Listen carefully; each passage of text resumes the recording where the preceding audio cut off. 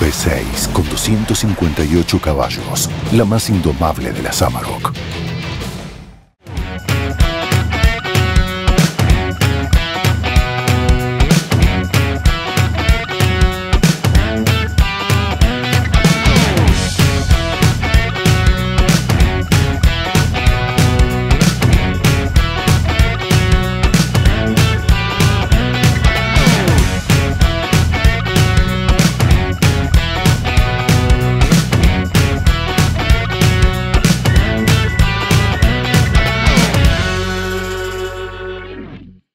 AgroTV, toda la tecnología agropecuaria en acción, mostrando las experiencias más exitosas y rentables de los productores de punta, promoviendo el aumento de la producción en forma sustentable, respaldando el cuidado del medio ambiente y los recursos naturales.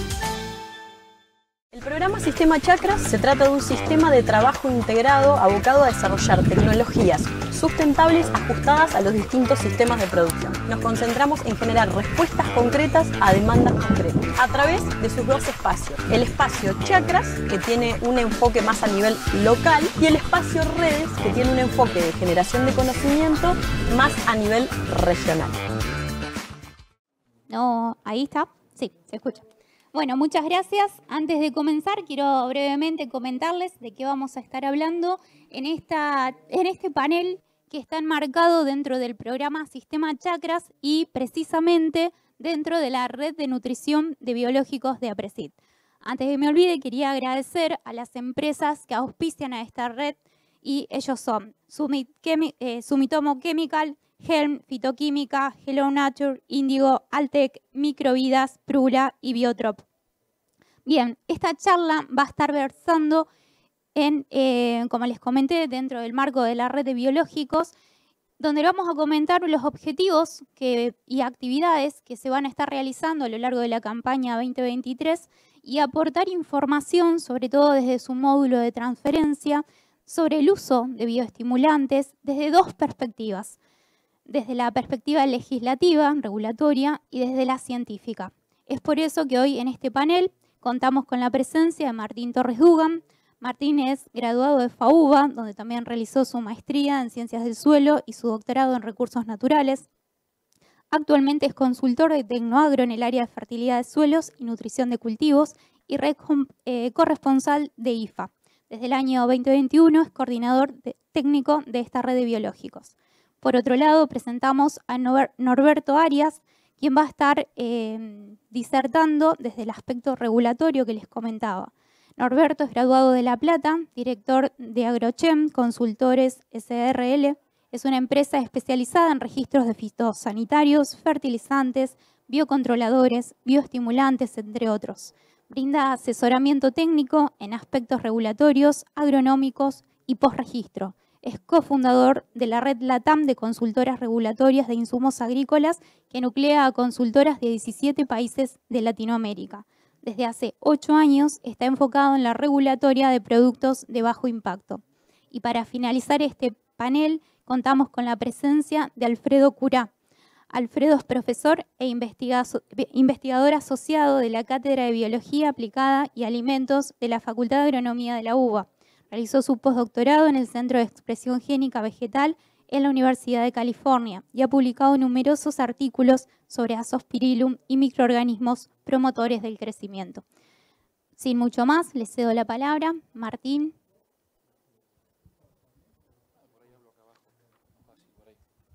Vamos acá abajo, así no me caigo del escenario.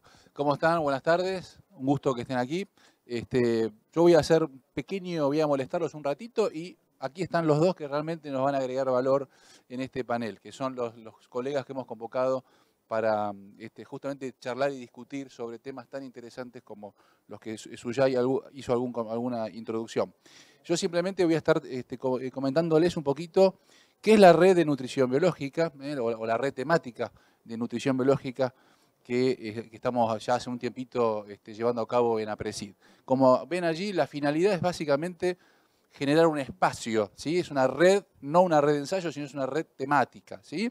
Y la idea es que esto funcione como un espacio para acercarle al productor información, digamos, útil, valiosa, basada en ciencia, sobre cómo funcionan los productos biológicos a nivel de los sistemas productivos. Fundamentalmente los bioestimulantes. Esa es un poco la finalidad, ¿sí? Los objetivos ahí lo tienen un poco plasmados. Fundamentalmente, no sé si el puntero ahí no se va a ver, pero no importa. Básicamente tenemos como dos grandes objetivos que uno podría mencionar, digamos, evaluar el impacto de estas tecnologías, el posicionamiento agronómico que tiene, cómo deberíamos de alguna manera utilizar estos materiales, ¿no? en los sistemas productivos, cómo complementan a los fertilizantes, o bueno, todas las cuestiones que uno tiene siempre esas dudas de cuál sería el uso correcto de estos materiales, ¿no? ¿Cuál sería la efectividad agronómica o la eficacia? Bueno, todas esas cuestiones están en ese primer objetivo. Y un gran objetivo, un segundo objetivo, es justamente todo lo que tiene que ver con comunicación. Comunicar al productor, llevarle al productor información valiosa basada en ciencia sobre estos productos. Ese es un poco el gran segundo objetivo. Y ahí tiene en la parte inferior cómo estamos haciendo eso. Bueno, básicamente, digamos, hay un módulo de experimentación, que hacemos algunos ensayos también, que eso es importante, ¿no es cierto?, a campo, para poder mostrar también estas tecnologías a los productores, y después estamos tratando de llegarle al productor con distintos tipos de estrategias comunicacionales como para que pueda conocer esta información. Es básicamente eso es lo que estamos haciendo en esta red temática. Bueno, aquí vemos distintas actividades, talleres, visitas a campo, experimentos, etcétera, que es un poco la idea, ¿no es cierto? No solamente hacer ensayos, porque la verdad es que hay un montón de, digamos, científicos que ya están trabajando en esto, hay redes de investigación y demás, sino que generar algunas experiencias de campo a través de un módulo de experimentación, que eso complementa bastante y eso también acerca mucho la tecnología a los productores, ¿sí? En la campaña pasada, bueno, se instalaron un montón de experimentos. Digamos, acá les voy a contar un poquito lo que se está haciendo desde el punto de vista de los ensayos. Ahí tienen la cantidad de sitios. En general se trabajan con macroparcelas, salvo que no se pueda, pero es un poco la idea principal, trabajar con macroparcelas, con repeticiones y tratando de que se siga un poco el manejo del productor. O sea, tratar de sumar estas tecnologías y ver cómo funcionan, cómo sinergizan o no con las tecnologías que ya está manejando el productor, ¿sí? Básicamente estamos hablando de este tipo de experimentos. En esta campaña 2023 estamos iniciando 40 sitios, ¿no? Si uno suma entre trigo, soja, maíz, es un montón de ensayos. También con esa idea de trabajar con macroparcelas, estamos tratando de ordenarnos porque uno se entusiasma mucho. Hay muchos productos, ¿no? Es una característica, hay muchos productos ofrecidos en el mercado y cuesta, cuando uno quiere hacer experimentos, cuesta mucho generar información valiosa. Entonces estamos tratando de acotar un poco y tratar de evaluar, digamos, grupos funcionales de productos y no estar probando producto contra producto, que la verdad a veces no genera información. Y siempre pensando en complementar digamos, la vasta información que hay en publicaciones, ¿no? O sea, ya hay información de muchas de estas cuestiones, con lo cual no pretendemos reemplazar esa información, ¿sí?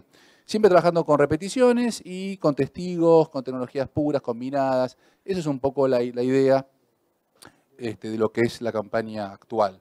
¿Qué hemos hecho en lo que es trigo? Y les agradecemos mucho estas fotos a la gente de Helm. Bueno, empezamos a justamente establecer los 16 sitios y estamos trabajando con tratamientos foliares y tratamientos en semilla, con amplios grupos de productos y tratando este año de acotar, digamos, ensayos con productos que tengan un modo de acción o un grupo funcional comparable y repetirlo en el espacio y en el tiempo como para ir generando algún tipo de patrón de respuesta y que eso tenga algún valor, en definitiva, que no sea pruebas de campo, sino algún experimento valioso. Esa sería un poco la idea.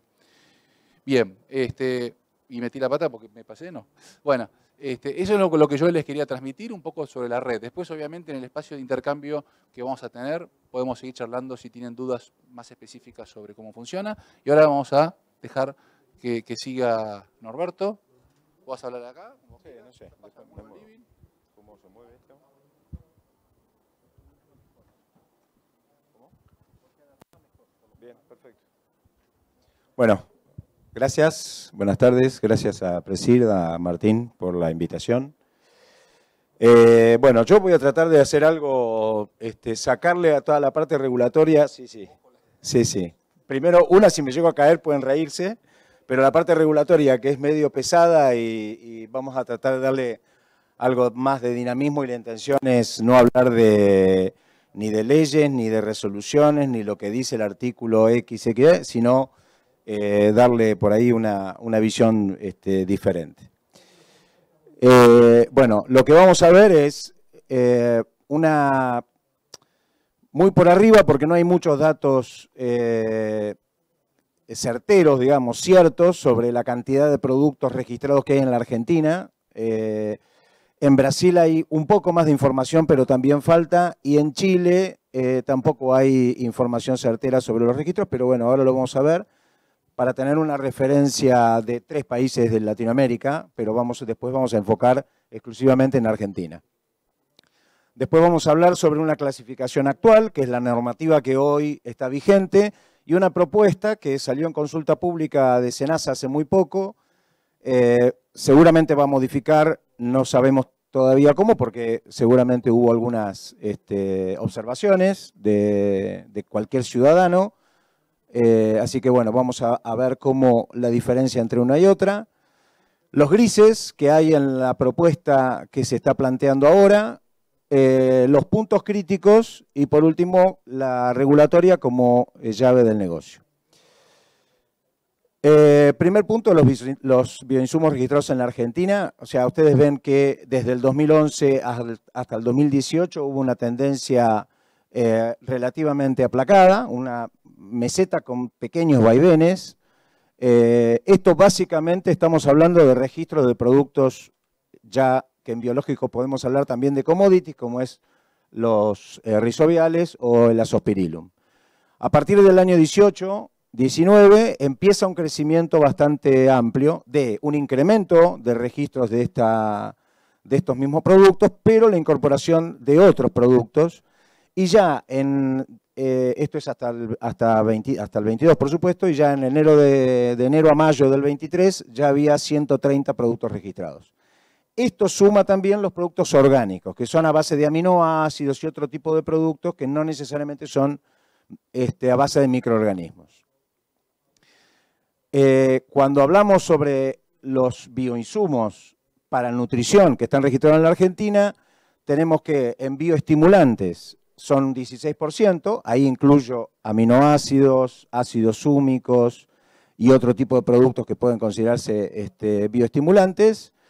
Y en fertilizantes biológicos es el 84%. De ese 84%, claramente, los rizobiales ocupan el 70%. De ese 84, base 100, pasamos a Bradyrhizobium 70%, Azospirillum algo poco más superior del 15%, y el resto, que es un poco menos del 15%, entre Pseudomonas, Trichoderma, Bacillus, alguna que otra micorriza que puede haber. Creo que no está aprobada, pero puede ser que esté en experimentación. Pero eso más o menos son los registros. En fitosanitarios, la situación es, voy a pasarlo muy rápido esto, pero quiero que lo tengan como referencia porque es un tema interesante cuando lo comparamos con Brasil. En fitosanitarios tenemos que es menos del 1, yo lo dejé como el 1 porque me daba pena, pero es menos del 1% los registros de biocontroladores respecto a más del 99% de agroquímicos. De esos biocontroladores, hoy tenemos que el 58% lo lleva el género Bacillus, especialmente Subtilis y Amyloliquefaciens, etc. Beauveria, Cidia, Trichoderma. Los porcentajes, ustedes ya saben más que yo de esto, pero los porcentajes indican un 58, deben ser, sí, tendría que sacar la cuenta, pero 5. O sea, el 58% es nada, ¿no? Porque estamos hablando de un 1% del total de registros que rondan los 5.800 registros, una cosa así en agroquímicos, en todo el agroquímicos y biocontroladores. La situación en Brasil, bueno, Brasil ahora incluyó el término dentro de la legislación de plaguicidas, el término de bioestimulante o bioplaguicida o biocontrolador. Este no es el mismo bioestimulante que pensamos nosotros, que le decimos bioestimulante que estimula el crecimiento. Ellos lo consideran cuando el producto tiene algún efecto que pueda llegar a colaborar en el control de una enfermedad o el control de una plaga. De igual manera, Brasil tiene el término biofertilizantes desde el 2020, que está dentro del marco de lo que nosotros nos ocupa ahora, pero clasificado solamente cuando tiene una acción sobre el estrés abiótico, no sobre el estrés biótico, a diferencia de la legislación de plaguicidas. Como la incorporación de esta nueva legislación es bastante reciente, los datos que hay no son oficiales, son datos estimativos. Hoy vamos a ver un artículo que salió que se los recomiendo que lean porque está bueno, de Brasil, de un doctor del Embrapa. Y en el caso de inoculantes está dentro de la legislación de fertilizantes y en esto sí incluyen a los fijadores simbióticos y los microorganismos promotores de crecimiento. Ahí sí tenemos claramente que en inoculantes, que es algo que ya tenemos bastante información, hay 517 inoculantes registrados para varios cultivos, ¿no? Soja, maíz, trigo y caña y otros. Y de esos el 70%, lo mismo que pasa en la Argentina, son rizobiales. Voy a ver, no quiero, termino con esta es información de CropLife Brasil. El total son 484 terminando el año pasado, ya hoy son 542 productos registrados. Los porcentajes más o menos siguen en lo mismo. Esto es biocontroladores que pueden ser macro, micro, semioquímicos, que los consideran como biocontroladores, y bioquímicos. Ahí ven el porcentaje. En el caso de Brasil, tenemos, este es el documento que yo les sugiero que lo lean si quieren, no es muy largo, pero da un pantallazo bastante interesante. Yo saco la información de ahí, de cómo está el mercado hoy estimado, porque, vuelvo a repetir, Brasil no tiene información oficial, pero del consumo de bioinsumos. Esto específicamente es control biológico, porque a diferencia nuestra, en Brasil el control biológico tiene muchísima más presencia y muchísima más investigación que acá. Acá por ahí estamos más con el tema de la bioestimulación. Yo tengo mi teoría porque obviamente me dedico a esto, entonces yo lo veo desde un enfoque, desde el enfoque regulatorio. Creo que muchos registraron, la primer tricoderma que se registró como promotora de crecimiento, pero la usaban o la vendían como biocontroladora. Y ese es el tema de que las normativas, cómo afectan el canal comercial, ¿no? Bueno, en Brasil hay unas 70 millones bajo control biológico. De esas 72 millones, estos números aproximados, porque da un poquito más de 70 eso, pero hoy en otra charla en Azurro hablaron justamente de esto, no tanto en hectáreas, sino en dinero. Pero bueno, soja, maíz y caña de azúcar se llevan largamente la mayor cantidad. El algodón hoy está creciendo muchísimo y otros cultivos como arroz, cítricos, café, trigo. Desde el 18 al 22 el crecimiento en el uso fue del 45%. O sea, en este tiempo, en este periodo, que más o menos es el mismo periodo, si bien son controladores, vamos a compararlo con la curva de crecimiento de registros, Brasil creció en un 45%. Básicamente de ese 45%, bionematicidas, porque Brasil tiene un grave problema con los bionematicidas. El ingreso de bionematicidas también tuvo mucho que ver con la disminución en el uso de nematicidas químicos, el reemplazo, ¿no? Estos cambios no son casuales, no son solamente porque Brasil es grande y produce mucho más que nosotros, etcétera, sino porque hubo un cambio a nivel regulatorio, a nivel oficial, donde se le dieron más prioridad, se hicieron más simples los registros con otros valores y digamos, le dieron un impulso tal que se pueden bajar una aplicación que se llama Bioinsumos, que en esa aplicación, la puede bajar cualquiera, en esa aplicación uno puede encontrar los bioinsumos registrados, para qué cultivo está registrado, quién lo tiene, falta el precio nada más, pero tiene toda la información de los productos de esa aplicación. Yo saqué bastante información también, o veo alguna información por mi trabajo, ¿no? O sea, ha puesto el gobierno desde hace 4 o 5 años, prepandemia, ha puesto mucho hincapié en los productos de bajo impacto, como yo les mostraba, que incluyen semioquímicos, bioquímicos, etc. En el 2011 había solo 26, ¿no?, registrados, hoy es más de 500, información de Agrofit. ¿Sí? Hoy hay más de 500 productos, que ustedes lo vieron, 500 y pico en el slide anterior. Y otra de las cuestiones que acá es interesante porque lo podemos debatir, hubo una legislación que nosotros la vamos a, posiblemente tengamos algo similar, no es igual, del desarrollo de la biofábrica en grandes productores, en grandes campos, que ellos les llaman on-farm, ¿no?, dentro del campo. Wagner, para él fue fundamental, un factor determinante.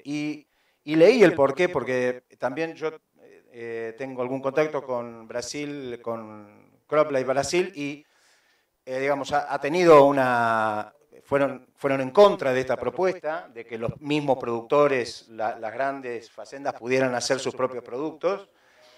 Es una discusión y un debate. Porque él lo considera que muchas empresas, primero supuestamente no lo podrían comercializar, o sea, le permiten fabricar para uso propio, pero no comercializar. Eso me parece un punto básico.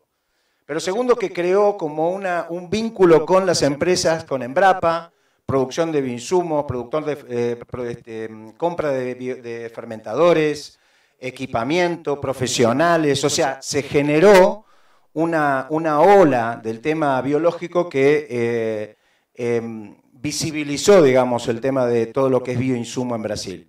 Y por otro lado, el productor grande vio la beta que eso podía comercializarse y salió a registrarlo.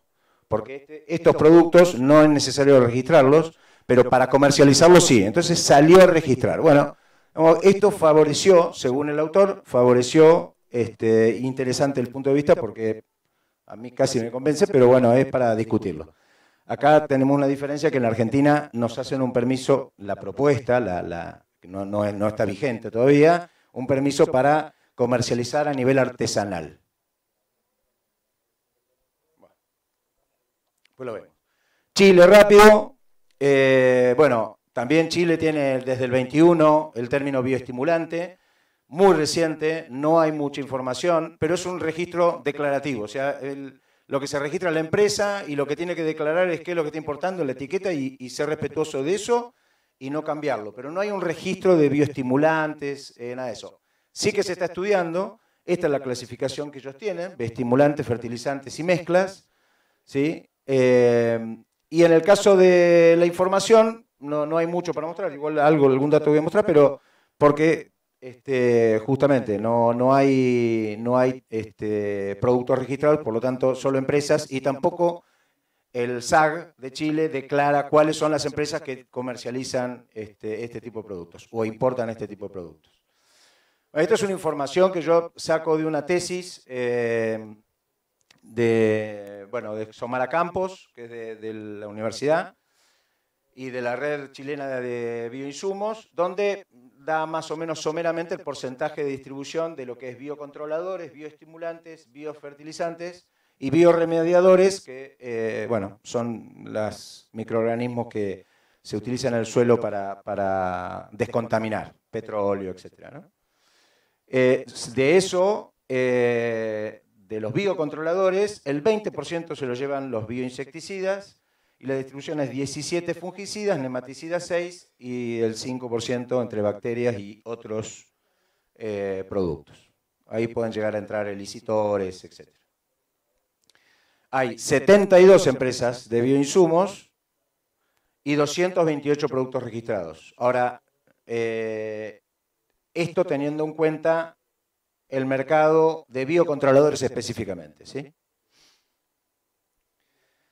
Bueno, volvemos rápido a la Argentina. La clasificación actual, bueno, para encuadrarla nada más, para enfocarla, 264.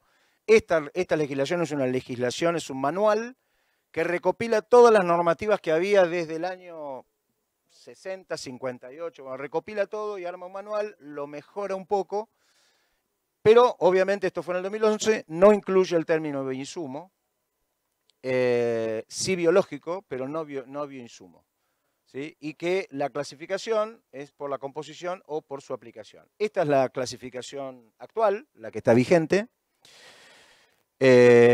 Yo pinto en verde lo que la nueva propuesta está sacando de esta normativa. Para los que trabajamos mucho en normativa, yo soy ingeniero agrónomo, pero siempre me gustó la abogacía, siempre le digo a Martín.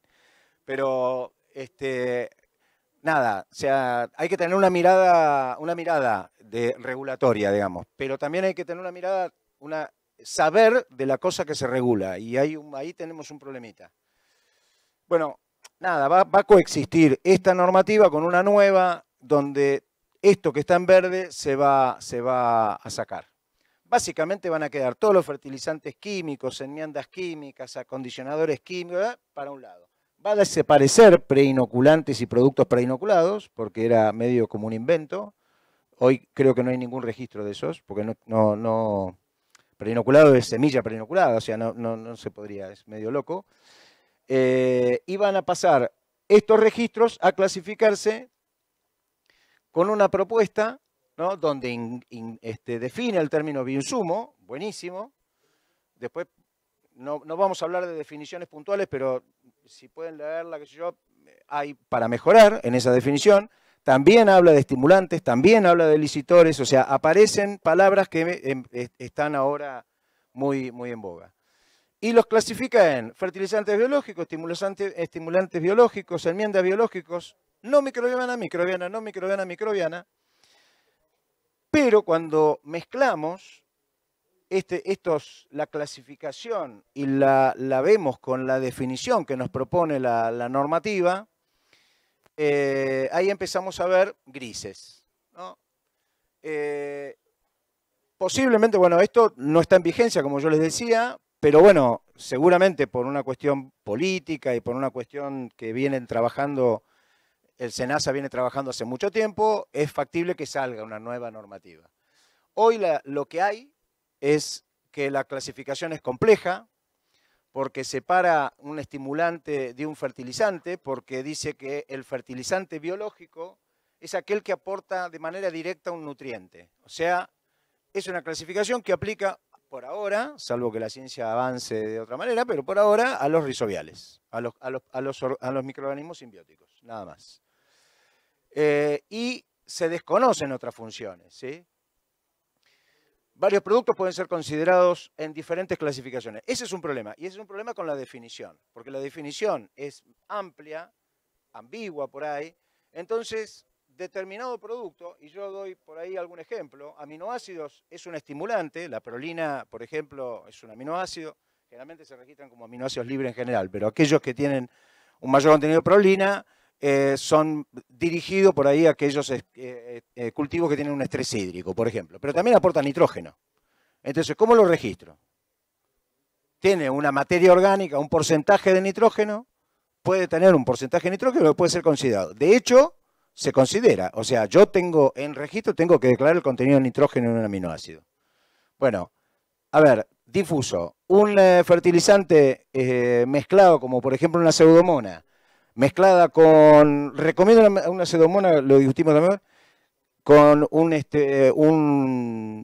DAP, un MAP o lo que sea, lo registro de la pseudomona, es solubilizadora de fósforo, ¿lo registro como microorganismo, como fertilizante biológico o un acondicionador? Porque yo estoy mejorando la disponibilidad del DAP. Digo, estoy jugando, no es que suceda, pero estoy jugando y lo que quiero mostrar es que a veces las definiciones y las clasificaciones son fundamentales en la parte regulatoria. Y en esto yo creo que seguimos fallando.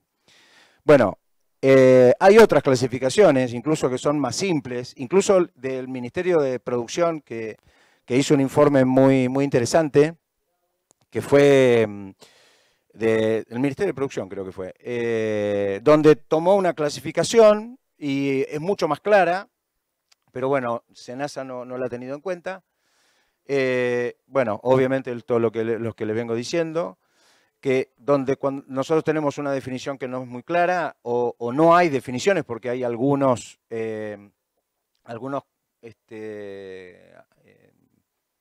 temas que no están definidos, ahora lo vamos a ver. Esto, por ejemplo, en el caso de los microbianes, los fertilizantes biológicos, esto todo es discusión, ¿eh? Acá está abierto porque vi algunos que dudaron, esto es para discutir, porque los estimulantes no microbianos incluyen, que es otra cosa, una contracción, a fitorreguladores y elicitores. Eso hoy sería agroquímicos, ¿sí? Y define elicitores como mecanismo de defensa. Hoy sería agroquímicos, pero está en la normativa de fertilizante. Va a seguir siendo agroquímicos, seguro, pero estas cuestiones son las que generan retrasos, idas y vueltas, bueno, complicaciones para el trabajo. Bueno, obviamente no hay sinónimo, no existe inoculante, desapareció la palabra inoculante de la ley, promotor de crecimiento tampoco, y tampoco el término, bueno, el término bioestimulante sí, pero como estimulante biológico, no como bioestimulante. Pues después terminamos todos diciendo bioestimulante y no sabemos qué llamamos. Bueno, y otros registros que son temas de puntos críticos, que son el riesgo, no hay una definición de riesgo, ni ambiental ni para la salud, no hay una definición de qué se considera experimental y tampoco hay una definición de a qué llaman microorganismos exóticos. ¿Son los que hablan inglés o los que hablan español? O sea, ¿son los que traigo de afuera o son los microorganismos raros que también tengo acá? ¿A qué llaman exóticos? Esas son algunas cuestiones que no están definidos. Y por último, para pasar rápido, las situaciones que no están establecidas y que la normativa queda cuando corresponda, utilizado en el proyecto de normativa 27 veces, en cuestiones muy, muy importantes, que queda abierto a vamos viendo. Y en el vamos viendo aparece una cuestión muy subjetiva del evaluador, subjetiva del momento. Bueno, esto habría que al menos poner un criterio de que cuando se habla de riesgo ambiental, ¿a qué se llama riesgo ambiental? Más allá de que por ahí en ese momento no tengas una guía para cumplir con el riesgo ambiental. Bueno, esto es lo que acabo de decir, ¿no? Que falta un criterio que sea orientador de lo que no está establecido. Bueno, ya se imaginarán que en puntos críticos hay bastantes. El concepto de inocuidad, riesgo ambiental o el riesgo para la salud, no hay criterios, no hay guías para la determinación de riesgos ambientales. Hay un montón, pero no de biológicos puntualmente, por lo menos acá en la Argentina. No hay quien los haga. El término bioseguridad aplica solamente en la normativa a los no nativos, o sea, a los que yo importo, pero no a los microorganismos que aíslo en el país, ¿no? La bioseguridad aplica, cuarentena aplica para lo que ingresa, no para lo que yo hago. Es más, el SENASA ni se entera de lo que hacemos acá. Los ensayos de eficacia, acá mi amigo va a dar una... Bueno, acá hay mucho para hablar. Bueno, en este tipo de productos es qué variables medir, porque no es lo mismo un fertilizante químico que un fertilizante biológico, un bioestimulante o lo que sea. ¿Qué influye más? Estos son, yo les digo, bueno, nada, yo he visto muchísimos ensayos de eficacia a campo y reportes, ¿no? Y la verdad hay como preguntas que son recurrentes, ¿no? Y esto es cantidad de ensayos, cantidad de zonas, cantidad de años, cuántas campañas, cómo es, porque lo que vemos que el tema de metaanálisis es donde me parece que hay que ir. SENASA hoy pide 3 zonas, 2 años y chau, y dame diferencias significativas. ¿Diferencias significativas a qué nivel? de significancia. Dudas, todas dudas. Bueno, estos estudios, como ustedes saben, tienen que ser analizados por la entidad oficial. Bueno, no hay laboratorios acreditados. Para hacer el análisis de un recuento, de un Burton o de lo que sea, tengo que ir a SENASA, ¿sí? Y no siempre SENASA tiene las metodologías a punto para todos los microorganismos. Y además que te quedas en la cola de un producto que tiene un vencimiento, ¿no? O sea, te lo analizan a la fecha de elaboración, la empresa decide la fecha de vencimiento, cuánto va a decir, qué viabilidad tiene el producto en la fecha de vencimiento, pero en la fecha de elaboración te lo analizan 4 o 5 meses después de que vos dejaste la muestra. No va. Bueno, obviamente no hay laboratorios acreditados, pero tampoco está el procedimiento de acreditación. El SENASA también, la dirección de laboratorio, tiene una normativa dando vueltas, un proyecto normativo dando vueltas desde antes de la pandemia. Bueno, lo que hablábamos de clasificación, definiciones y requisitos, que están obviamente ligados. Falta de claridad para nosotros, o sea, nosotros empresa, y el evaluador también, porque el evaluador también entra en dudas. Discusiones por diversidad de interpretaciones, esto obviamente conduce a demoras. Y los tiempos de evaluación, que está referido a todo lo anterior, pero además al tema de estructura de SENASA, ¿no? Falta de recursos humanos, la normativa poco clara que no ayuda a nadie, y por otro lado la capacitación en la temática, ¿no? Porque también el problema de SENASA es que tiene que darle solución ya a algo que por ahí no estábamos capacitados. Por lo menos lo hablo por mí, yo no estaba capacitado. Me tuve que capacitar. Me estoy capacitando. Llave del negocio, bueno, esta es una visión donde para mí la regulatoria a nivel mundial es compleja, es dinámica, está cambiando, en algunos lugares es más restrictivo que en otros, y eso nosotros estamos dentro de esa problemática, claramente. Y relacionado también, me parece que Argentina, estamos lejos de Brasil, por ejemplo, porque todavía falta mayor introducción de estas alternativas en el sistema productivo, ¿no? Bueno, ¿qué estamos haciendo y qué podemos hacer? Esto también es opinión. Investigación y desarrollo. Hoy yo veo con mucha satisfacción, mucha alegría, me gusta mucho, el tema de la creación de las startups, donde hay una vinculación con la investigación muy fuerte. Entonces la información que llega, ya no me dice cuánto cuesta un registro, cuánto tiempo tarda. Ya, obviamente esas preguntas están, pero están, mirá, mi microorganismo es así, lo aislamos en tal lugar, lo tenemos depositado, hicimos un PCR, fuimos a Corea para hacer esto, tenemos información de la inocuidad, hablamos con no sé quién y con no sé...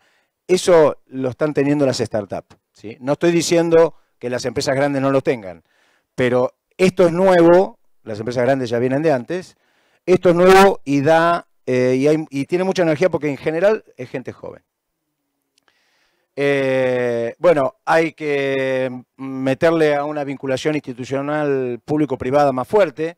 Acá hay mucha resistencia, yo veo mucha resistencia. Les digo que en las dos partes, ¿no? Pero acá hay que trabajar mucho en vinculación público-privada y que el organismo, en este caso es el SENASA como organismo regidor, pero la dirección que le corresponde, se abra a otras instituciones que son primas hermanas, ¿no? Como el INTA, CONICET, universidades, incluso a las empresas, que tienen muchísima información y muy buena.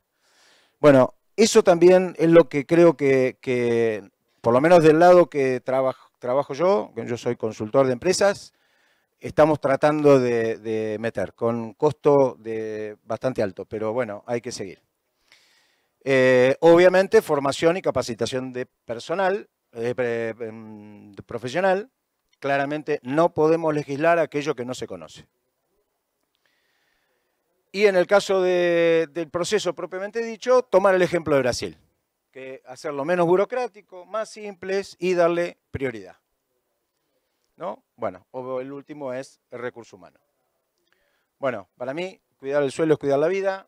Esto lo aprendí de mi amigo Luis Gual, que es un maestro en el tema. Bueno, gracias y dispuesto a preguntas. Tenés. No, listo, solo.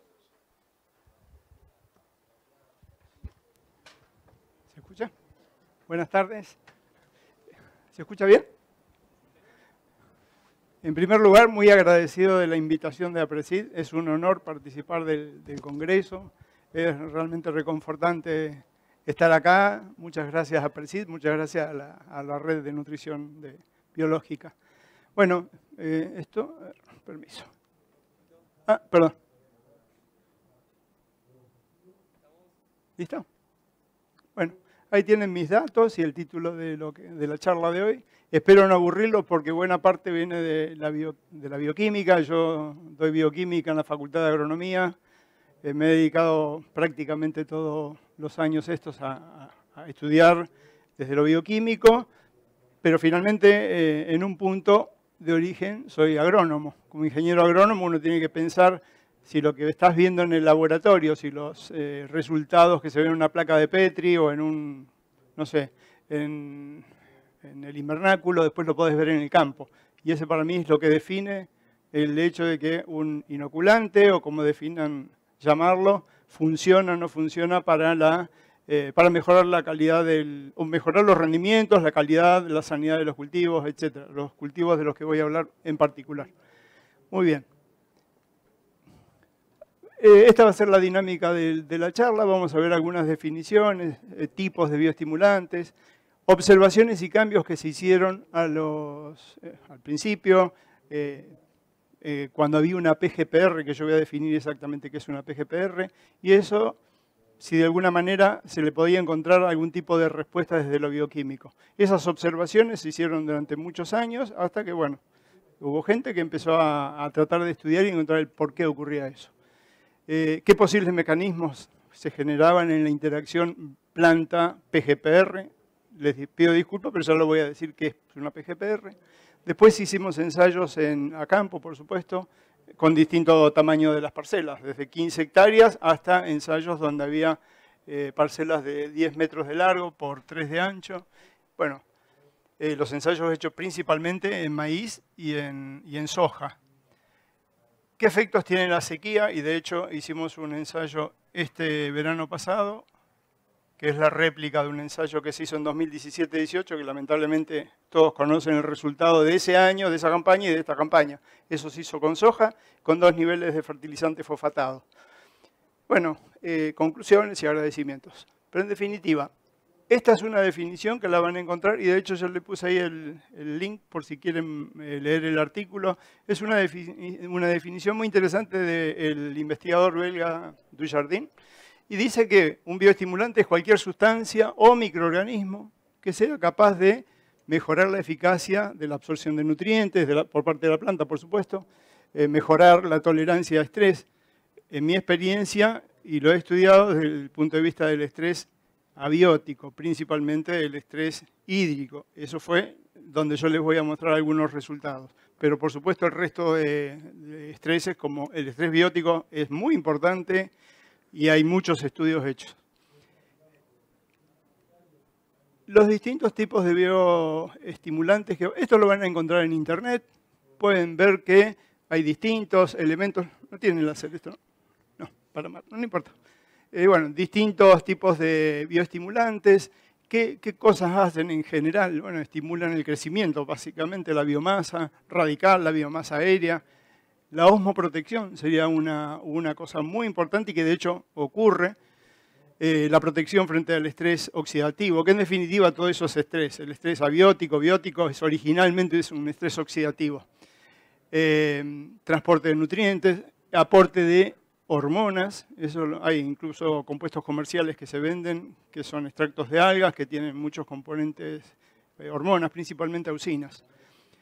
En lo que yo me voy a centrar básicamente es en esto, en microorganismos. Dentro de esta clasificación, o por lo menos diapositiva de tipos de bioestimulantes, yo me voy a concentrar específicamente en los microorganismos, porque es en lo que trabajé, ¿sí? Pero quería mencionar al otro porque corresponde y de hecho hay muchísima información. Dentro de esos microorganismos, lo que les decía recién, PGPR. El término PGPR quiere decir bacterias o rizobacterias promotoras del crecimiento vegetal. Ese término lo acuñó Kloeper y Schrott en el año 78. Acá tienen el primer artículo, es más, es el manuscrito de Klepper, que lo presentaron en un congreso en Francia, en el año 78. Y a partir de ahí, eso está ampliamente conocido en todo el mundo. La mayoría de las bacterias con las que yo trabajo son PGPR, son promotoras del crecimiento de las plantas, de distintos tipos de crecimiento, aéreo, radical o ambos, etc. Respuesta o mejor respuesta de la planta frente a tipos de estrés principalmente abióticos. Y bueno, ese tipo de cosas son muy fuertes y de hecho hay resultados sólidos. Qué bien acá. Muy bien. Yo hoy les mencioné qué cosas habían visto la mayoría de los investigadores cuando había, de hecho, la pionera, diría yo, con todo esto fue la doctora Joana Dobereiner en Brasil, en el Embrapa.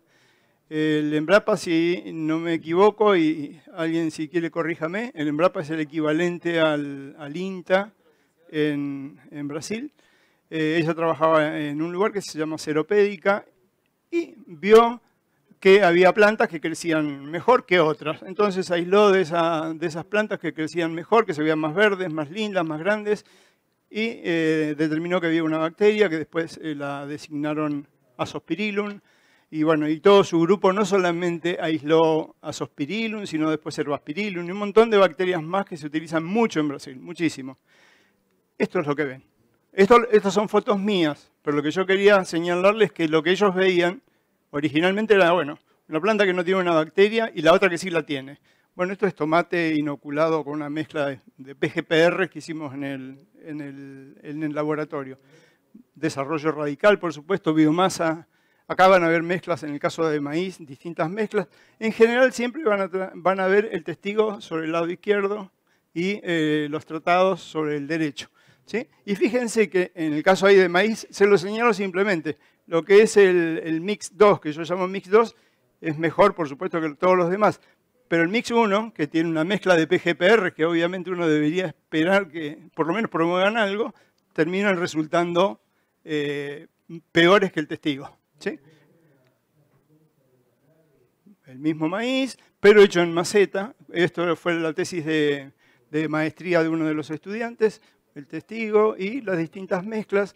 Esa, no sé, macetas de, no me acuerdo la cantidad de litros, pero habrá durado unos 40, 50 días el ensayo. Es muy difícil sacar raíces del suelo sin dañarlas, pero ahí está demostrado que el crecimiento radical, que era lo más importante, lo que la mayoría veían, existía. Trigo, esto fue lo último, trigo y tratado con una sola PGPR. Esto es soja.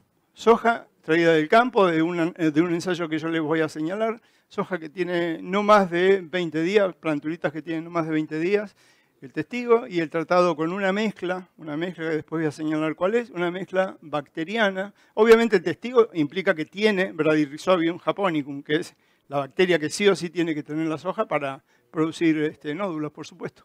La otra tiene, además del Brady, tiene una mezcla bacteriana. Otra mezcla bacteriana, perdón. ¿Qué mecanismos podrían explicar estas observaciones que otros investigadores vieron hace años? No las fotos que les acabo de mostrar. Allá por el año 97 yo tenía que regresar al país al año siguiente y como al ser docente, uno tiene que hacer docencia e investigación en la universidad. Y para hacer investigación tenés que tener recursos. Para tener recursos hay que escribir proyectos y que te lo aprueben, etcétera, etcétera. Entonces tenía que escribir un proyecto, porque los proyectos, si se otorgan o no, te lo otorgan un año después. En ese momento, en el año 97, yo estaba trabajando con la regulación de los genes que sintetizan o codifican, mejor dicho, codifican para una de las enzimas de la biosíntesis de etileno. ¿Sí? Codifican para la biosíntesis de etileno. Ese gen con el que yo estaba trabajando en Arabidopsis, que es una planta modelo que se utiliza, se regula positivamente por auxinas. Hay auxinas, el gen se dispara, se expresa, aparece la proteína. Entonces, por otro lado, otros investigadores habían visto que la presencia de etileno en concentraciones muy bajas en las células de la corteza radical estimula el desarrollo de pelos absorbentes. ¿Sí? una cosa distinta a lo que hemos visto habitualmente con el etileno, la maduración de los frutos, todo eso. Estamos hablando de la raíz. Entonces, yo pensé, si tengo Azospirillum, que fue la bacteria con la que trabajé, Azospirillum brasilense, la que yo iba a poner como modelo, y tomate, que fue la planta que utilicé como modelo. Mi hipótesis era, la bacteria se asocia no simbióticamente, es una bacteria de vida libre, pero de alguna manera se mete en la planta y es capaz, y de hecho lo hace, liberar auxinas. Las auxinas esas de alguna manera dispararían la expresión del gen. Si disparan la expresión del gen, aumentaría, esto es hipótesis, aumentarían la producción de etileno. Si hay etileno, aumentarían el desarrollo y la mayor cantidad de pelos absorbentes. Los pelos absorbentes aumentan la absorción de agua, nutrientes, todo lo que puedan imaginar. Ustedes lo saben mejor que yo. Entonces, de esa hipótesis que, bueno, al año siguiente, cuando regresé, me dieron ese subsidio, y con ese subsidio creo que compré una heladera, eso fue todo para todo lo que me alcanzó. Pero esa heladera funciona todavía, está todavía en la cátedra. La cuestión es que llegamos a esta producción, que fue un artículo que tardó prácticamente unos 6 o 7 años en publicarse. ¿Y qué determinamos específicamente? Bueno, ahí que el etileno estaba relacionado, las auxinas relacionadas con el etileno y a su vez con el desarrollo de pelos absorbentes en tomate. Y mi bacteria modelo, insisto con esto, porque hay otras limitaciones por otros motivos, es Azospirillum brasilense. ¿Y qué más vi? Esto. Allá tiene el testigo y acá tiene el inoculado. Se ve la diferencia de pelos absorbentes. ¿Sí? O sea, esto es una foto para que se entienda lo que acabo de señalarles en el paper. En el artículo no se ve esta foto, pero se la señalo para que lo vean mejor. Muy bien. Por otro lado, porque uno no trabaja con una única cosa, por otro lado, nosotros empezamos a trabajar con Herbaspirillum ceropedica. Herbaspirillum ceropedica es una bacteria que se usa, de hecho se descubrió en Brasil y lleva el nombre de ceropedica en realidad, por una ciudad, un municipio de Brasil que se llama Ceropédica. Lo descubrió el grupo de la doctora Joanna Dobereiner a principios de la década del 80. Baldani es el primer autor del artículo que van a encontrar como referencia si uno entra en la ATCC. Entonces, muy bien. Por un lado, seguíamos trabajando en lo otro, en lo que les acabo de mostrar. Y por otro lado, seguíamos con esta bacteria. Abro un paréntesis.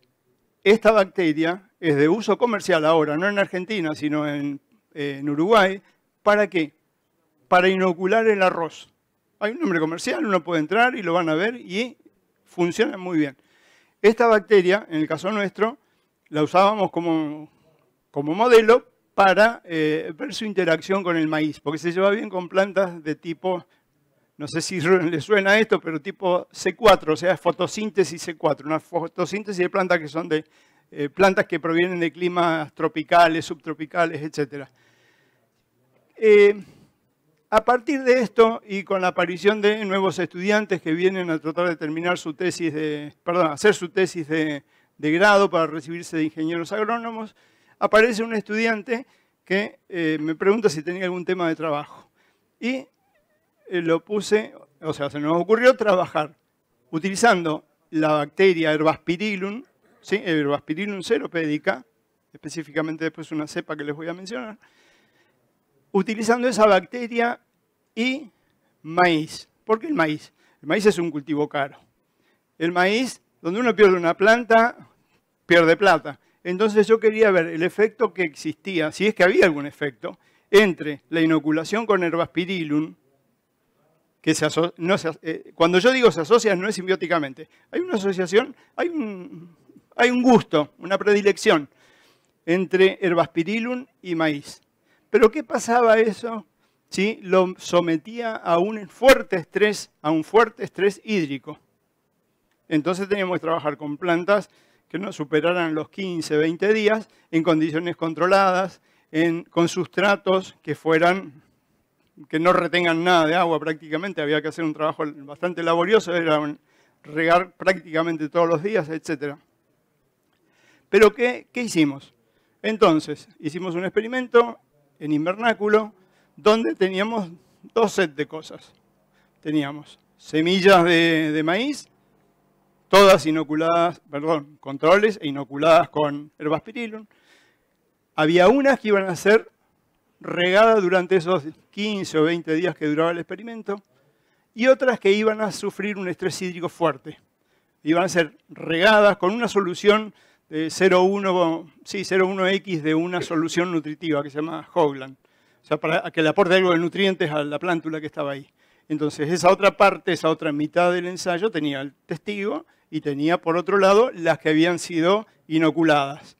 ¿Qué queríamos ver? Si de alguna manera las plantas que recibían las bacterias crecían más, porque son PGPR, son promotoras de crecimiento, pero si por otro lado, a su vez, sostenían una fuerza en la planta para más o menos sobrevivir ese estrés. No es que son resistentes a la falta de agua, no, son tolerantes, pero hasta cierto punto, ya van a ver las fotos. Bueno, esa fue la idea. La primera parte fue una tesis. Nosotros acá vimos, bueno, esto es una foto para que ustedes tengan idea de testigos, distintas PGPR, 1, 2, 3, lo que está en blanco ahí lamentablemente debería decir 4, pero fíjense que bastante claro es que el crecimiento de la PGPR2 en maíz y la 3 es mejor que el testigo, por supuesto, eso es lo que quiero que en principio tengan. ¿En qué estaban creciendo esas semillas, esas plántulas? En un sustrato que era 1/3 de arena, 1/3 de perlita y 1/3 de vermiculita. ¿De acuerdo? Muy bien. Lo que les señalo en el panel superior es la parte del experimento donde teníamos esos 20 días testigos y tratadas con 2 PGPRs. Una era Azospirillum brasilense, que la conocíamos bien, y la otra era Herbaspirillum ceropédica. Bien regado durante los 20 días. La planta incluso uno podría a priori ver que las que tienen PGPR, que serían las de la derecha, la que está más cercana acá, que tiene un cosito verde, no puedo señalar porque no veo con el láser acá. Esa es Azospirillum, la rojita es Herbaspirillum, la otra es el testigo. En definitiva, esos parámetros se vio más clorofila, contenido de nitrógeno, crecimiento, etc.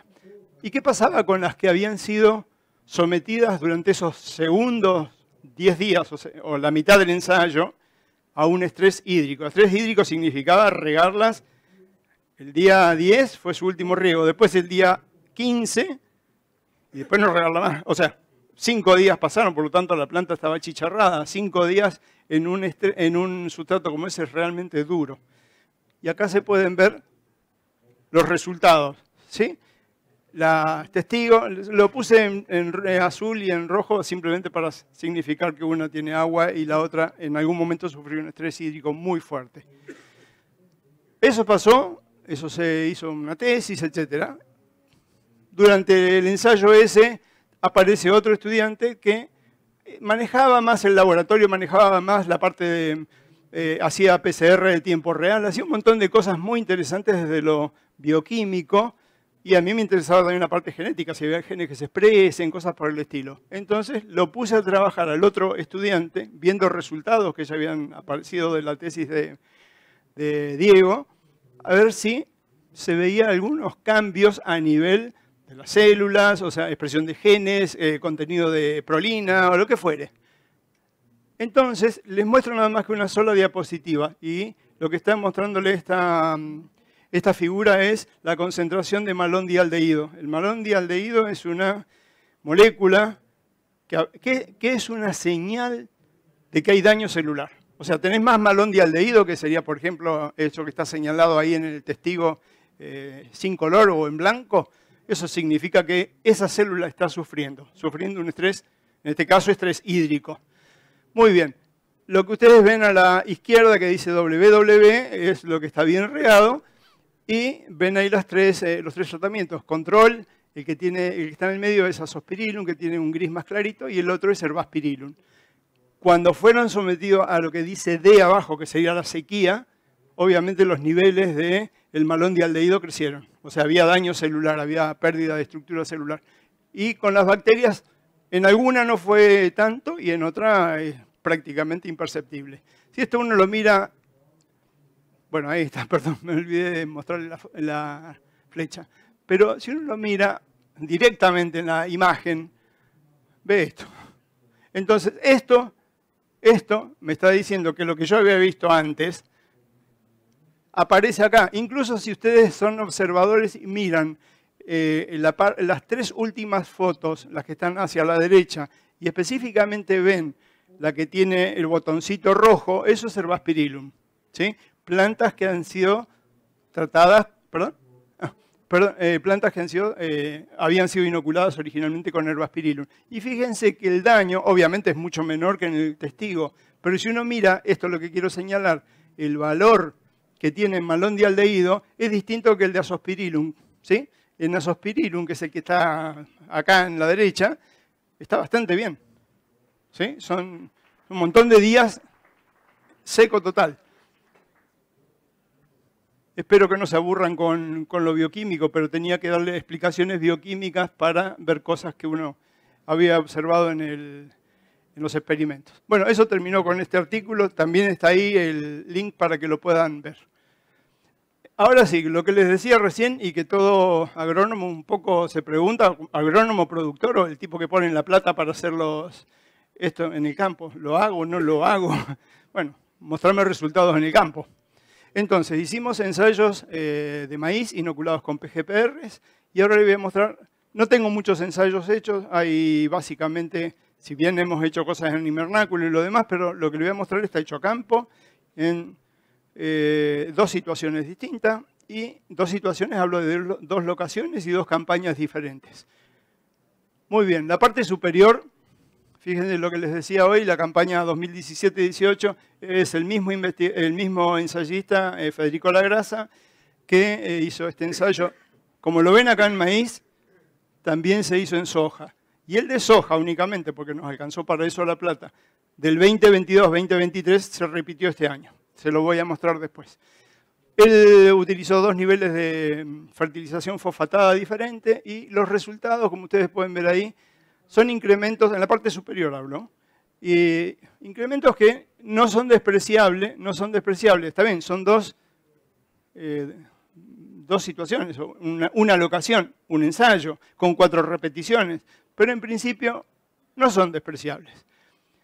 Lo de abajo lo hicimos en la campaña 2018-2019, juntamos todo el capital que teníamos con mi ex mujer y dijimos, che, hagamos una inversión, tratemos de hacer un poco de... ¿Perdón? No me echó de casa por hacer eso. No, terminó todo bien. Pero lo que quiero señalar es que dijimos, bueno, ya que vamos a hacer esto, vamos a hacerlo con alguien que ponga la logística. Ya el tamaño de parcela no era 10 metros por 3 o por 4. Cada parcela eran 15 hectáreas. Había 4 locaciones distintas. 4 locaciones distintas. Bueno, ahí tienen las ciudades, en Bolívar, Chascomús en otro sitio, y Saladillo. El de Saladillo, para que ustedes se lo hago notar simplemente, no sé si está acá. Ah, no, perdón. Esta no debí. Perdón. ¿Cómo se va para atrás? Ah, tenés razón. No está señalado algo que pensé que estaba, pero me confundí. Saladillo es un maíz tardío. ¿Sí? Es un maíz tardío. Los demás son todos maíces de primera. Bueno, fíjense que el ensayo hecho con AdBlick y otra cosa que sí fue importante para mí y para darle solidez eventualmente a los resultados que pudiesen aparecer. Pagamos a la empresa esa SGS para que haga la auditoría de cosecha. No es barata, para nada barato, pero te da los certificados de que la cosecha dio lo que dio, te guste o no te guste. Entonces, bueno, los valores, ahí tienen, por supuesto, los porcentajes. Y una cosa que, por eso se lo señalé recién, en el maíz tardío vimos mejores resultados. Eso no significa algo general, significa que en ese momento, en ese lugar, dio mucho mejor. Inclusive fueron cerca de 700 y pico de kilos de diferencia, pero en otra dieron menos de 100 kilos. No siempre dan valores elevados. Lo que nosotros con estos 6 ensayos pudimos ver es este incremento. Si ustedes me dicen, yo voy a poner tus bacterias, bacterias que están en mezclas, insisto, por las dudas que no lo haya dicho antes, porque creo que tal vez no lo mencioné, en maíz, y ahí teníamos Azospirillum, Herbaspirillum y otra bacteria que se llama Serratia. ¿Y Serratia qué características tiene?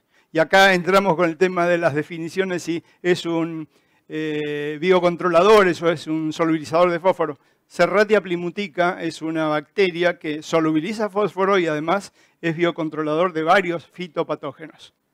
Por otro lado, el Azospirillum es un gran promotor del crecimiento, específicamente crecimiento radical y todo eso. Implica que ingrese agua, que haya mayor desarrollo de la masa aérea, etc. Y el Herbasperillum. Nosotros esperábamos que con Herbasperillum se incremente también algo del contenido de nitrógeno que iba a tener la planta. Si bien en el caso de maíz, el grano no, hasta donde yo entiendo, el grano no se bonifica si tiene más, menos nitrógeno. Pero en el caso de trigo sí, por ejemplo. Y en soja también. Este fue el resultado. Genial. Estos son muestras que el mismo auditor que vino dijo, bueno, voy a sacar muestras, que después procesarlas como quiera, pero son representativas de un metro, el equivalente a 1 metro cuadrado de cada una de las parcelas que él, o de los sitios que él analizó. Y ahí pueden ver, le puse una lapicera ahí para que se vea, se compare.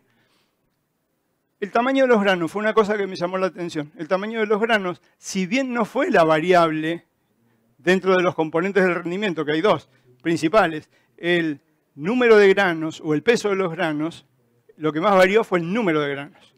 Esa fue la variable que permitió llegar a la conclusión de que lo que aumentaba el rendimiento, más, menos, lo que fuere, pero era el número de granos. Pero me llamó la atención que el tamaño de los granos era mayor. No siempre, pero era mayor. Y por otro lado, acá no está el número, pero nosotros también hicimos un análisis. En SGS medimos el contenido de nitrógeno por Kjeldal.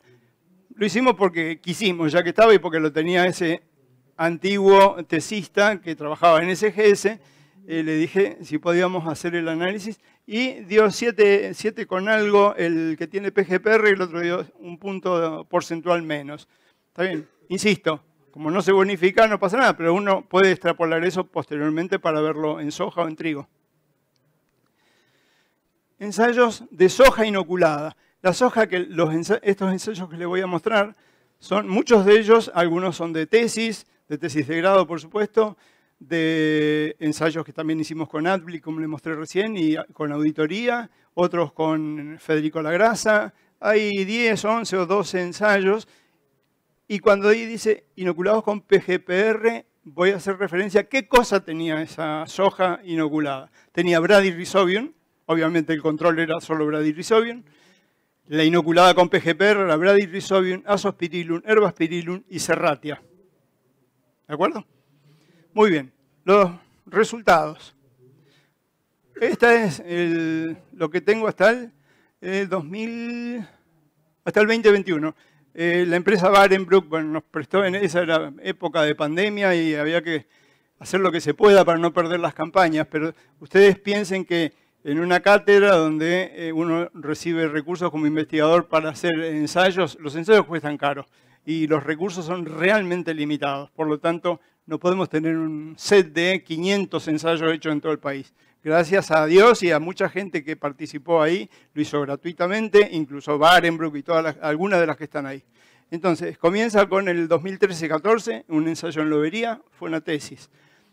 Bueno, ahí ustedes ven, por un lado el testigo y le señalo, le resalto en color verde las que recibieron la mezcla de PGPRs y las diferencias en kilos. Ustedes van a ver ahora, perdón, una cosa que quiero señalar. Yo les remarco en rojo el ensayo de Lincoln, de la campaña seca, y el que está en azul, el que hicimos con AdBlick, ¿sí? Donde las parcelas eran 15 hectáreas, en las parcelas más grandes. El número que nos da es un número, el promedio, es alto. Si ustedes me dicen, ¿eso es lo que da? Yo tendría que hacer 1000 ensayos para saber que eso es lo que da. Lo que vamos a ver, y a lo cual confío bastante, o mejor dicho, mucho más, es a lo que se hizo con la auditoría de cosecha en esa campaña del 2018-19, ¿sí? Que es la que voy a mostrarles, creo que a continuación. Esta. En esa campaña, ahí AdBlick hacía toda la logística, sembraba, etc. Yo me encargaba de procesar las bacterias desde la placa de Petri, sacar la colonia, ponerla en medio cultivo líquido, cultivarla, llevar grandes cantidades, ir al campo y ahí hacer las inoculaciones. ¿Sí? Muy bien, es un trabajo laborioso, pero también así costó. Y por otro lado, cuando vino la auditoría, ese dato es irrefutable. Genial. ¿Qué vimos? Vimos lo que ustedes tienen ahí en distintas locaciones de la ciudad, de la provincia de Buenos Aires, en la misma campaña, y teníamos, como les dije recién, la misma superficie, como habíamos tenido en maíz, la hicimos también en soja. Entonces, eran 15 hectáreas. ¿Sí? Bueno, los resultados son esos que ustedes ven ahí, y los incrementos del rendimiento son esos. Estamos hablando de que yo acá les estoy mostrando una sola campaña con todas esas condiciones que les mencioné, ¿no? Logística hecha por una empresa, obviamente con las bacterias preparadas e inoculadas por mí, y la auditoría de cosecha de SGS. ¿A qué nos lleva esto? Este sí es un número al que yo le creo en cuanto al por qué. Lo otro no es que no sea verdad, lo otro es 400 y pico de kilos a partir de 11 ensayos. Yo diría que es, me parece a mí, en mi opinión, conociendo algo de, no mucho, pero algo del tema de la producción o aumento en la producción que podrían dar los bioestimulantes, eso es mucho. Podrían darse en determinadas condiciones, como vamos a ver. Pero este es un número más creíble. Y si uno lo lleva, yo no soy economista ni mucho menos, pero si uno piensa que a la soja vos tenés que inocularla, le pones un caldito ahí que tiene bradyrhizobium, sí o sí lo tenés que hacer. Ponerle bradyrhizobium o ponerle 3 bacterias más, que va todo en la misma mezcla, y que no son incompatibles entre ellas. Cosa que en algunos casos uno puede ver, como yo les mostré hoy lo del maíz, que había un tratamiento que era peor que el testigo. Las bacterias se liberan antibióticos, se biocontrolan entre ellas. Esta es una mezcla que sistemáticamente está dando resultados buenos. Este es un dato bastante interesante. El gasto de un inoculante, o mejor dicho, el precio, no creo que supere los 5, 6 dólares, 10 dólares, qué sé yo, al precio que vale la soja hoy. 200, vamos a ponerle 100 kilos si quieren. Creo que sigue siendo conveniente. Y va a ser, y ahora les voy a mostrar en lo que a mí me convence más de eso, en lo siguiente. Bueno, esto es lo que el auditor me dio, me dijo, bueno, 1 metro cuadrado en distintos lugares, sacó del testigo y las tratadas con PGPR. Obviamente yo saqué los granitos, yo le hice todo eso y le saqué esa foto para... Visualmente creo que impacta un poquito más y el porcentaje de incremento es ese que están viendo ahí. Y otra vez, el tamaño de los granos. El tamaño de los granos fue un poco mayor. ¿Y por qué asumo yo que tiene algo que ver las bacterias? Por varias razones. Azospirillum, Herbacillum y Serratia, las 3 liberan auxinas. ¿Está bien? En algo podrían modificar el desarrollo de la célula, pero tienen citoquininas, una de ellas, que es Serratia. La citoquinina aumenta la duplicación celular, por lo tanto podría, esto es una hipótesis que no está probada, podría quizás incrementar el tamaño. También se le midió contenido de nitrógeno, en esta experiencia se le midió contenido de nitrógeno, mejor dicho, de proteína a los granos, no vimos diferencias. En otros años, ¿por qué digo esto? El índice PROFAT, que es algo que viene midiendo el INTA desde hace muchos años, si uno mira la imagen de la figura, va a ver que viene cayendo desde el año 90 que lo vienen midiendo, viene cayendo y creo que es una limitante para la soja argentina, hasta donde entiendo yo. El índice que tiene lípidos o materia grasa y proteínas. Las proteínas vienen bajando mucho. Entonces quizás ayudando con bacterias que además, el bradyrhizobium va a fijar nitrógeno, pero quizás alguna de las otras aporte algo más y podría mejorar el nivel de proteína. No lo sé todavía porque no hay datos consistentes. A veces hemos tenido y a veces no.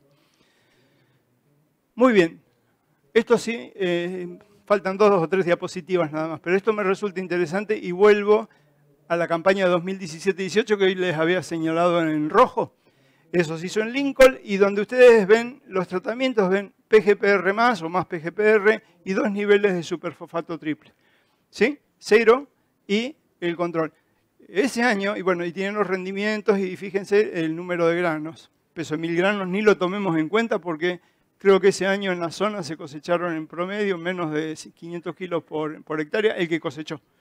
Ese fue un año, no sé cuánto se perdió, pero casi un 25%, un poco más de la producción nacional. Y lo que quiero mostrarles es esto. Fíjense, si uno compara el control que tiene 0 fertilizante contra el tratado que tiene 0 fertilizante, me da una diferencia y significativa. Esto y tiene que ver con algo que mencionaba hoy Norberto, el nivel de significancia. Estos son ensayos en pequeñas parcelas, ¿no? Esas de 10 metros por 4. Pero ese A y B es de un test de Tukey con un alfa de 0,05. Estadísticamente eso es, desde lo estadístico, ¿no? Estoy hablando, es fuerte. Si vos me decís esto se va a reproducir siempre, no lo sé, habría que hacer muchos más ensayos. Pero tuvimos, no la suerte, lamentablemente el país tuvo la mala suerte, pero sí tuvimos la suerte de hacer un ensayo nuevo con soja, con 2 niveles de fósforo diferentes, o sea, sin fertilizar y fertilizado, este año, y también lo hicimos en Lincoln con Federico Lagrasa.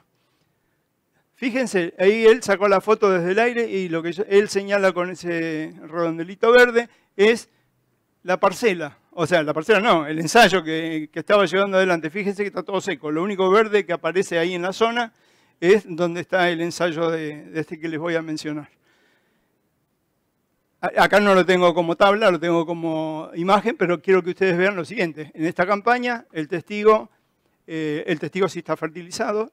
El sin fertilizar, pero que tiene la mezcla de PGPR, ese que dice 1063 kilos, ¿sí? Si vamos para atrás y vemos lo de hace un ratito, lo del cuadro, es superior al testigo sin fertilizar. Perdón, el testigo fertilizado. Y fíjense que el que tiene fertilizante es menor. Ustedes podrán ver ahí que la llave que dice PGPR+, o sea, la mezcla esta de la que les estoy hablando, aparece que en el sin fósforo, donde dice 1063 o donde dice 961, son mayores que las que tienen fósforo. ¿De acuerdo? Las dos primeras, la verde y la rosada, o esa, tiene un medio de cultivo en el cual se cultivaron las bacterias. Y la otra tiene otro medio de cultivo, un medio de cultivo industrial. Entonces, para mí esto es sólido desde el punto de vista de que las bacterias ayudan a tolerar un estrés hídrico. ¿Por qué lo vimos? Porque de hecho lo medimos, lo cuantificamos con el paper ese que les mostramos, donde había mayor contenido de prolina, donde había inducción de un gen que específicamente controla la biosíntesis del ácido abscísico. Hay, les dije, aumento de prolina, el contenido o la síntesis de malondialdehído, que es un indicio del daño a la membrana, era menor cuando había bacterias. Hay un montón de elementos que están en ese artículo que corroboran todo esto. Y no me acuerdo si hay algo más. Las conclusiones, bueno, esto está claro, en general lo habrán escuchado más de una vez, tecnologías limpias, bajísimo o nulo impacto ambiental. Piensen que todas las bacterias con las que estamos trabajando son bacterias que provienen del suelo, ¿sí? Aisladas del suelo. Bueno, ayuda a tolerar el estrés abiótico y ahí me permito decir que es bastante fuerte en el estrés específicamente hídrico. Obviamente hay estrés abiótico a nivel de altas temperaturas, pero a altas temperaturas uno daña también las enzimas y un montón de cosas que probablemente haga un descalabro también grande como el estrés hídrico, pero sí ayudan a tolerarlo. Los agentes de biocontrol. En el caso de la Serratia de las que yo le hablé, Serratia plymouthica, tiene 5 elementos que libera la bacteria y que biocontrolan. Algunos son fitopatógenos. Ojo, no los controlan al 100%, no lo sé, no tengo datos, no hice experimentos, pero sí están publicados muchos artículos, de hecho se vende como un agente de biocontrol. No acá, sino yo los compré de la ATCC, es una organización mundial que te vende las cepas puras y las vende para uso científico. Si vos la querés comprar para hacer un inoculante tenés que pagar un pequeño canon más. ¿Por qué digo esto? Porque, por ejemplo, Brasil se puso tan restrictivo que yo les mostré hoy un ensayo que había hecho con Herbaspirillum y que cuando quise usar, porque la cepa se terminó muriendo, contaminando, lo que fuera, les pedí a ellos que me manden la misma cepa y el Embrapa no me mandó nada. Y de hecho, no te mandan ninguna bacteria. Y si vos te metés ahora a buscar artículos de Herbaspirillum y maíz, Herbaspirillum y sorgo, caña de azúcar, etc., Brasil, obviamente como lo descubrieron ellos, el Ceropédica estoy hablando, ¿no? Herbaspirillum ceropédica Z152 específicamente. Creció terriblemente en los últimos, yo calculo que en los últimos 10, 12 años. Busquen Mariangela Hungría, es una autora que trabaja con eso y Brasil está meta con eso. Y está perfecto porque aporta mucho, es un muy buen PGPR. Y en Uruguay, como les dije, hay un inoculante comercial que se usa para arroz, a base de herbazpirilum. La relación costo-beneficio es lo que más o menos les mencioné recién. Algo baratito contra algo potencialmente interesante que pueden sacar. Alta frecuencia de incrementos del rendimiento es lo que yo vi. ¿Sí? Yo no vi en ningún caso que sea peor que el testigo en cuanto a rendimiento. ¿Sí? En cuanto a rendimiento, el más bajo de todo creo que fueron 50 o 50 y pico de kilos de diferencia con respecto al testigo. Pero también había otros de 700. Eso de 700 quizás hubo en esa zona estrés hídrico o lo que fuese, pero no lo tendría en cuenta que esperaría un nivel tan alto de incremento. Y los agradecimientos como corresponden a la Facultad de Agronomía, a la UBA que me paga el sueldo, a PRESID por la invitación, es un honor, realmente es un honor dar una charla acá. Bueno, Luciana, Federico Lagrasa, los colaboradores que están ahí de la cátedra, de las distintas cátedras y a las distintas empresas que a lo largo de todos estos años o me prestaron el terreno para hacer ensayos o los hicieron, o me dieron semillas o me dieron inoculante en algunos casos, o qué sé yo, agroconsultas online, por ejemplo, que me permitió en algún momento tener la posibilidad, como esta, pero de manera virtual, exponer los resultados. Por último, gracias.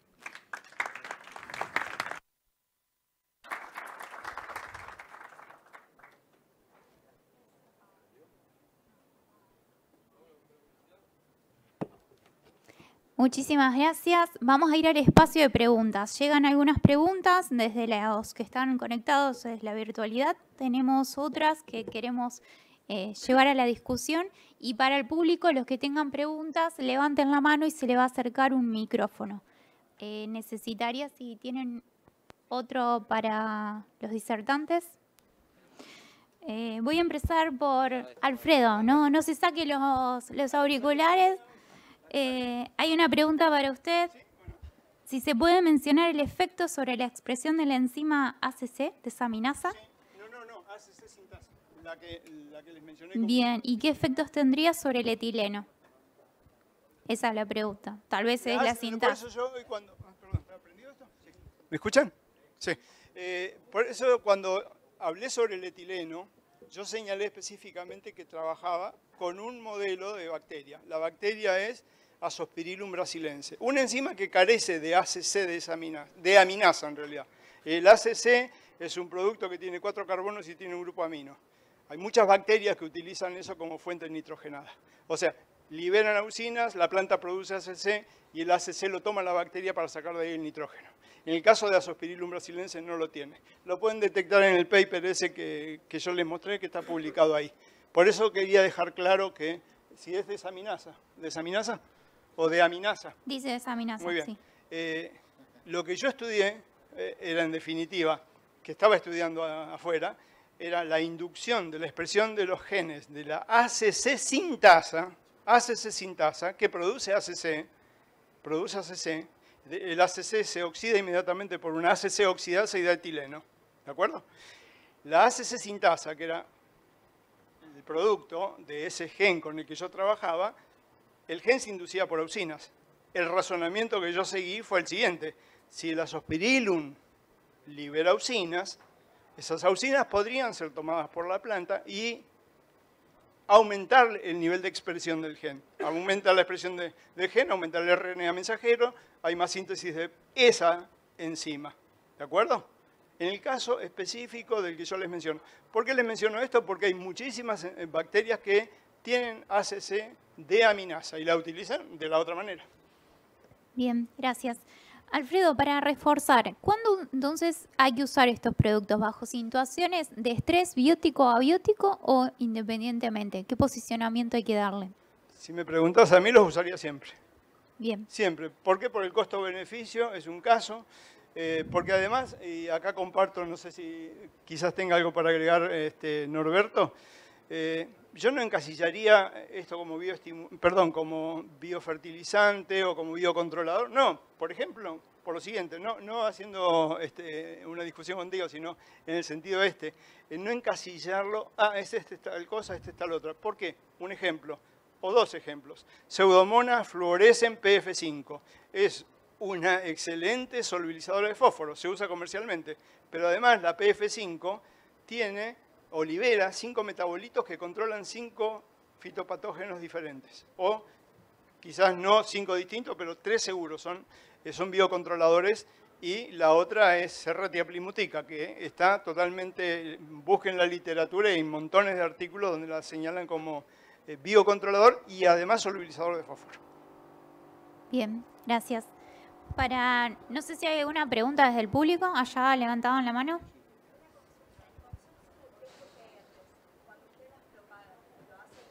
Individualmente, las mezclas directamente, las mezclas cuando inoculás.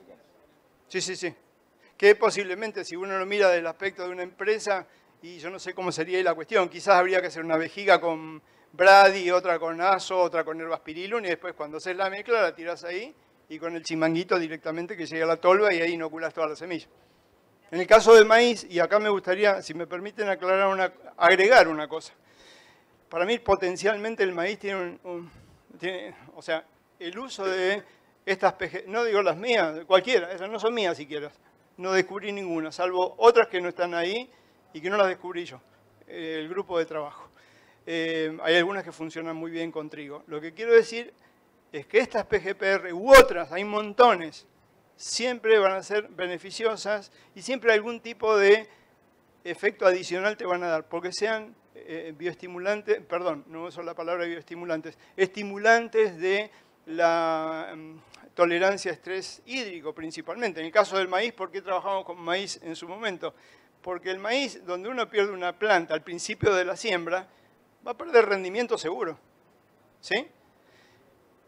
Y el maíz responde muy bien. Son pocos los ensayos que yo hice, lamentablemente, porque un ensayo cuesta mucho y no tenemos la espalda para hacer eso. Pero lo que quiero señalar es que el maíz potencialmente es algo que seguramente va a tener mucha respuesta. Pero ahí se plantea dos situaciones.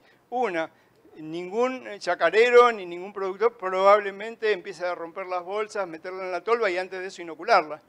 Quizás sí, porque para mí la respuesta que da con respecto al gasto que implica el costo del inoculante es bajo. Y la otra sería quizás en una de esas que el target sea generar el inoculante esa mezcla o la que fuere, suspenderla, echarla sobre la semilla, obviamente la semilla, el híbrido que haga la empresa que lo va a vender después, que la peleteen y que directamente te vendan la bolsa con las 80.000 semillas, ya tratada con el curasemillas y que tenga dentro las bacterias. Y la viabilidad, más o menos, o sea, si vos desde un producto que provenga del laboratorio, yo les mostré al final en la última diapositiva que había un cultivo de soja, perdón, cultivo de bacterias, hablo, ¿no? Cultivo bacteriano del laboratorio y fue la que había rendido un poquito más. Y el otro es un cultivo con sustratos industriales, que no usan lo mismo que el laboratorio, usan cosas más baratas. Entonces, desde el punto de vista de la viabilidad del laboratorio, yo no te podría decir cuál es la duración real porque la hemos medido, pero a 30 días, 40 días, y no se pierde. Pero de la industria saben perfectamente, porque te lo dicen, esto va a tener, no sé, 1 por 10 a la 6 o a la 8 en 6 meses, por ejemplo. Con respecto a temperatura del suelo. ¿Temperatura del suelo? ¿Vos decís por temperaturas bajas o altas? Y básicamente Azospirillum, Herbaspirillum, Serratia no te podía decir si es de alta temperatura o no, pero esas dos primeras que te mencioné funcionan, es más, provienen de climas tropicales o subtropicales. ¿Más preguntas del público? ¿Alguna más del público? Si no, como para ir cerrando, una pregunta a Norberto. En cuanto a qué importancia tendría para la Argentina poder establecer o aclarecer esos grises que hoy mencionabas. Básicamente para regular tendremos que saber la causa-efecto y bueno, comentar un poco qué es lo que nos está faltando en Argentina respecto a eso, o en qué nos limita. Yo creo que no me falta solamente de Argentina. Hoy Alfredo dice algo que yo comparto, o sea, no voy a entrar en debate porque lo comparto. Específicamente en microorganismos. Los microorganismos no nos dicen si van a actuar como bioestimulando la planta o van a actuar como controlador. Y yo creo que estamos saliendo de una matriz básicamente química. Te estoy hablando a nivel global y Argentina como parte de esto, con las dificultades propias que tenemos nosotros, ¿no? O sea, que las tenemos todos claros, que son económicas, de capacitación, relacionado con lo económico, recursos humanos, relacionado con lo económico. O sea, más allá de las particularidades nuestras, hay algo que me parece que atraviesa a toda la regulatoria actual. Y cuando hablo de regulatoria es una cosa muy aburrida, pero yo la pongo como llave del negocio porque tengamos en cuenta que todos los productos que vamos a aplicar sobre un cultivo son productos que van tarde o temprano a tener una implicancia sobre el alimento que consumimos. Eso tiene que ver con la inocuidad alimentaria y por eso los productos tienen que registrarse. Yo creo que va a haber una evolución. O sea, ¿qué es lo que falta? Bueno, transitar los grises, plantearlos, más ciencia, involucrar a los investigadores, a la universidad. Habitualmente hay mucha duda, porque la duda es el motor, pero bueno, en algún momento los que se especializan en regulatoria, esa duda la tienen que ponerle un límite, bueno, hasta acá, porque podemos seguir años, hasta acá, y acá lo regulo. ¿Sí? Pero me parece que la evolución tiene que venir por eso, a nivel global y acá también. Bien, gracias. Hay otra pregunta para Alfredo. Sí, por supuesto, adelante. Hay algo que desde lo académico, desde la universidad, es lo que percibo, que llegar con un producto probado en el laboratorio, posteriormente en microparcelas, después en parcelas más grandes, y que algún día llegue a ser un inoculante, les puedo asegurar que es difícil desde la burocracia. Y no hablo de la Facultad de Agronomía, que es donde yo trabajo. Uno habla con la gente responsable del área en la Facultad de Agronomía y rápidamente uno hace un convenio con una empresa. Pero que posteriormente esa empresa llegue a generar un producto y que ese producto pase por, en este caso, la uva. Son cosas que son tan tediosas que finalmente capotan todos. Ustedes vieron ahí un montón de empresas, Barenbroek, Rizobacter, Bayer, creo que también estaba.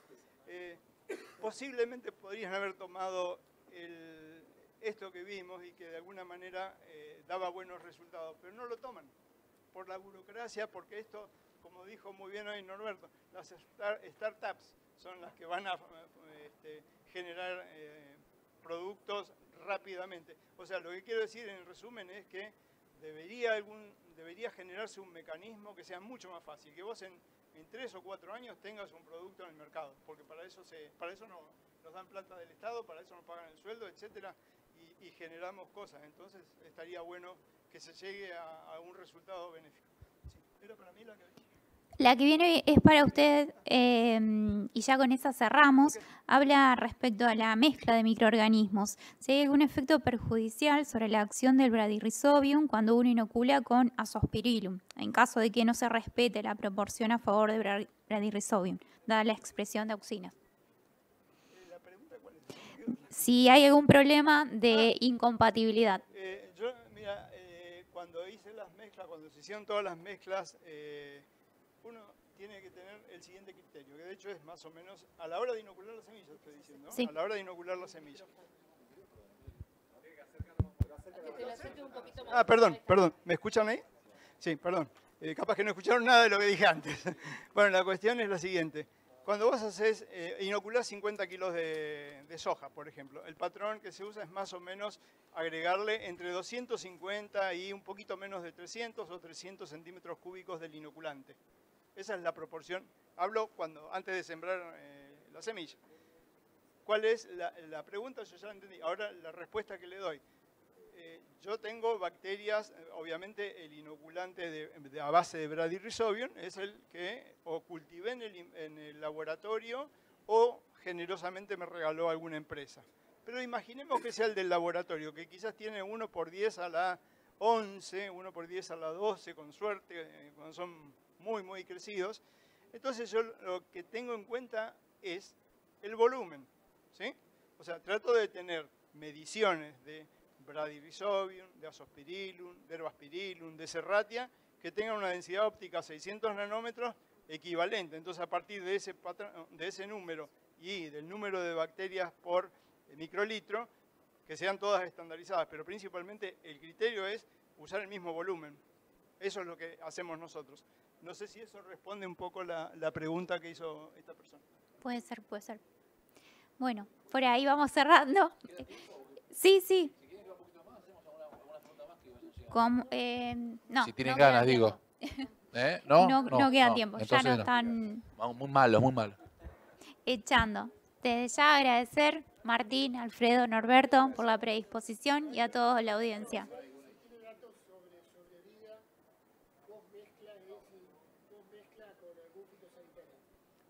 No, o sea, a la hora de los ensayos a campo, sean en parcelas o sean ensayos grandes como el que te mostré de Adblick, se le pone obviamente un cura semillas también y no son incompatibles. Yo te voy a decir por lo menos dos que usé.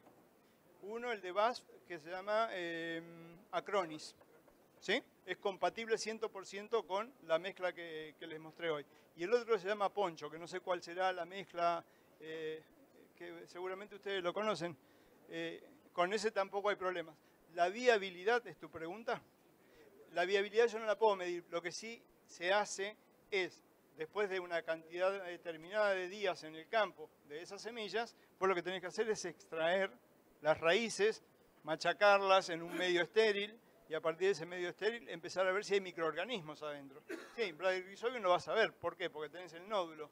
Pero ¿están las otras bacterias? Entonces las cultivás en medios adecuado para que crezca Zospirillum, para que crezca Pseudomonas o lo que fuere. Y se ve. No te puedo decir si sigue estando el 1 por 10 a la 10 como habíamos visto al principio o no, pero sí se mantienen.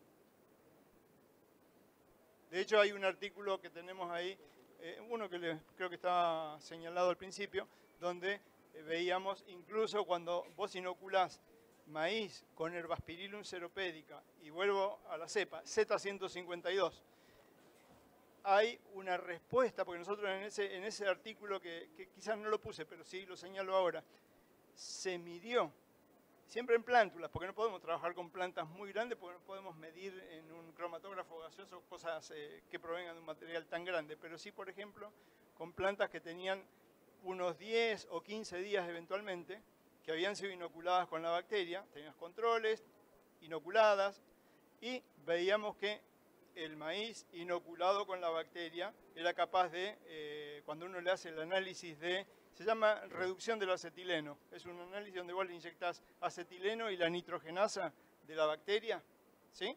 La nitrogenasa de la bacteria lo transforma en etileno y después lo cuantificás con un cromatógrafo gaseoso.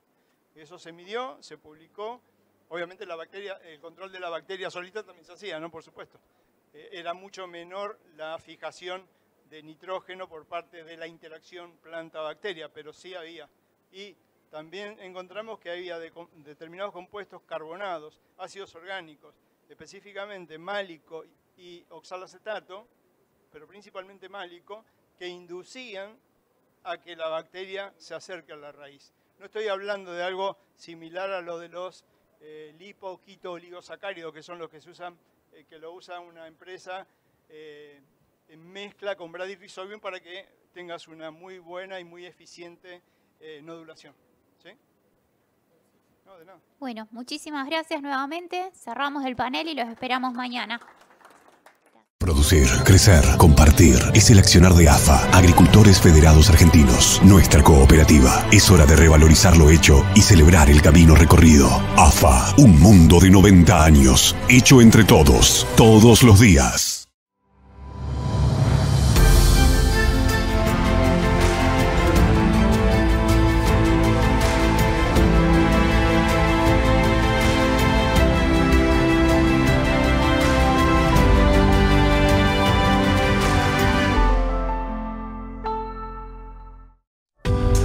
Precision Planting comenzó con una visión de mejorar la agricultura, desarrollando productos innovadores que puedan mejorar el desempeño de tus equipos y al mismo tiempo el rendimiento de tus cultivos.